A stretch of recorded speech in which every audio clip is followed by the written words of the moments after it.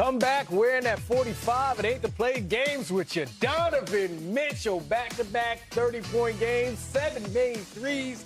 Welcome to Game Time, presented by Kia. That's Quentin Richardson. That's Carlos Boozer. I'm Chris Miles, and we got to start with Donovan Mitchell. 7th highest points per game scoring in NBA history.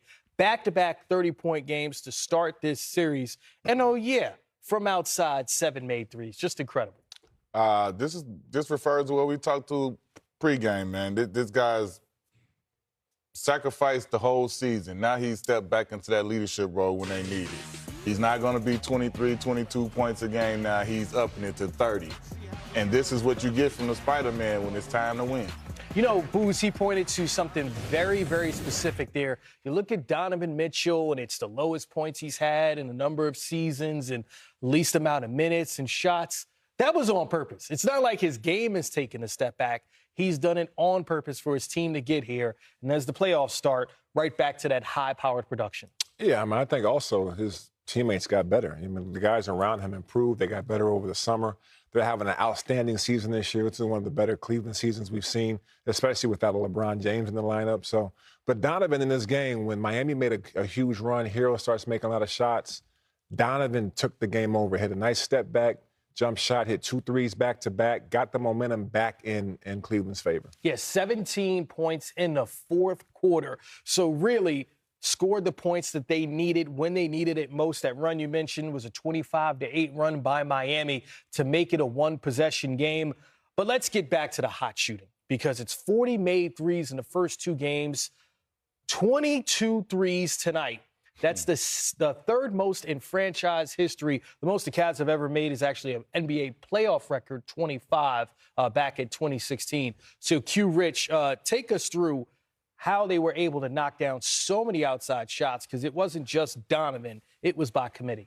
I mean, I think it's like I said, these guys coming off the bench, whether it be starters or guys off the bench, they're playing with a great deal of confidence. I think Kenny Atkinson has them playing free and letting them know that they're not going to be like scrutinized or penalized for taking or making taking a shot or missing a shot. And that matters, man. That matters, especially once you get into playoff games. You see they had easy shots off turnovers. You had guys making plays. And once guys get into a rhythm, this is what happens, man. You got, like you say, touchdown pass up the floor, Max Strus for 3. There was a lot of easy, uncontested shots that got them feeling good. And for the Miami Heat, let's show them some love, because they were down by 19, and it looked like one of those, okay, this one's over. Cleveland going up 2-0. The Heat brought back that Heat culture, and we're going to point out that other 45 with the last name Mitchell on his jersey, Davion Mitchell. 14 of his 18 came in the fourth. And Boozer, it's on both ends of the floor. We talked about him before this game started, like, are they going to insert him into the starting lineup? Looks like it paid off. Yeah, you mentioned that, and you were right. And to what Q said before the game, he fits Heat culture. Got a chip on his shoulder. He's a dog out there. He's played great. He earned his starting spot tonight in this game. And he actually played terrific. Did a great job of getting all of his points, or most of his points, down the stretch in clutch moments. And then Tyler Hero answered the call again. It was almost like a Tyler Hero, Donovan Mitchell showdown tonight. It felt really good to watch those two guys kind of go at it. But big shout out to Davion Mitchell, man. He deserved their starting spot. He gave them a chance. Heat fought back. Bam almost had a triple-double on them. They had opportunities to win this game or possibly take it into overtime, but hats off to Cleveland for getting the job done. Yeah, Bam Adebayo, 11 points, 14 rebounds, 9 assists, the exact game you need from him. But Tyler Hero, the 33 points, what's significant about that is first half, 17 points. Well, that's the same amount of first half points he had in game 1. But the second half, he was able to keep it going. What did you notice as the difference in the second half of game 1 and game 2, and how he was able to bring it in both halves? His level of aggression. He wasn't just standing up, staying outside and settling for, like, you know, a lot of those pull-up, step-back, bad type shots that he was taking, and some of that he gets into sometimes. Like, you saw him getting 2 feet in the paint, mid-range, driving to the hole, getting layups, and doing things that get you going as a player. When you just standing out there camping and shooting all threes, it could be tough if you miss them. But this is involved in the game. He's to the basket, finishing at the rim. And like I say, once he's getting to the basket and getting to shoot 2-pointers in the lane, 2 feet in the lane, that means you can create for others as well. So he did a great job of staying aggressive tonight. Yeah, Tyler Hero, good to see his start to this series. 33 points, 6 rebounds, 5 assists in the Game 2 loss. But looking at Evan Mobley, Booze. And here was a guy who had more points in the first quarter of game 2 as he had in all of game 1. 20.6 rebounds, only took 10 shots. But that inside presence really provided the proper balance. Yeah, we talked about him pregame. He just needed to be a good job out there, be a presence out there. He played off his teammates, got the ball finished. You see him 7 for 10. He was also 3 for 6 from the three-point line, which I was really impressed by. His jump shooting has gotten so much better. But when he gets baskets, it just makes it easier for the guards to get baskets as well. For those just tuning into the show, just to update you, we're going to hear from both coaches of both of the teams for the Cleveland Cavaliers and the Miami Heat. But also tonight, the Boston Celtics and the Orlando Magic. We'll get you updated on that game and check in with those two teams and hear from the coaches and players in that game as well. So for the Cleveland Cavaliers, improving to 2-0, we talked about Eric Spoelstra and the changes that he's able to make after a Game 1 loss didn't come to fruition in this one. So the Cleveland Cavaliers take a 2-0 series lead over the Miami Heat. A finalist for NBA Coach of the Year, his Cleveland Cavaliers, the 1 seed in the Eastern Conference, the best record in the East. They won 121-112 over the Miami Heat. Here's Kenny Atkinson at the podium. All right.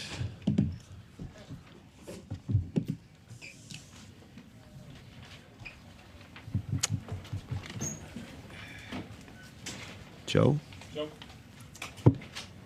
are you feeling right now? Listen, no one said it was going to be easy. I keep saying this is not your typical 10th seed, so we to be expected. Knew it was going to be a dogfight. I think,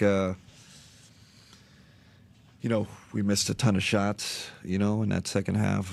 A lot of open shots, I think, and then, but we got to do a better job, right? When we can't be a make or miss team. Like, oh man, we're missing, and now they're grabbing offensive rebounds, and Tyler got loose on us, So we got things to clean up, but really proud of the guys for holding their composure. They cut it to 2. You could feel the game slipping a little. We kept our composure. Obviously, helps when you got Donovan Mitchell.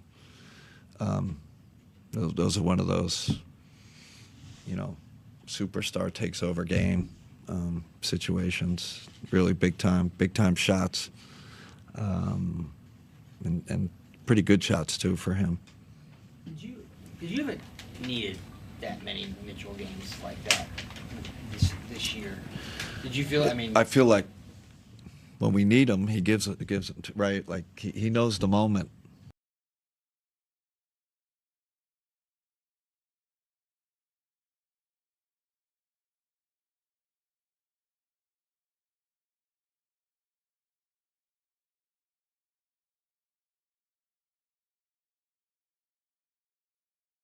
And it's I never feel with him it's only in the moment, right? He doesn't do it when we're up 10 or 15. He just wait and wait. And I think that's the maturity level he's gotten to, where he is in his career, understanding what the situation is, what the moment is. And he had had that tough stretch before that, earlier in the quarter, and we got him a little rest. Him and Evan, they came back,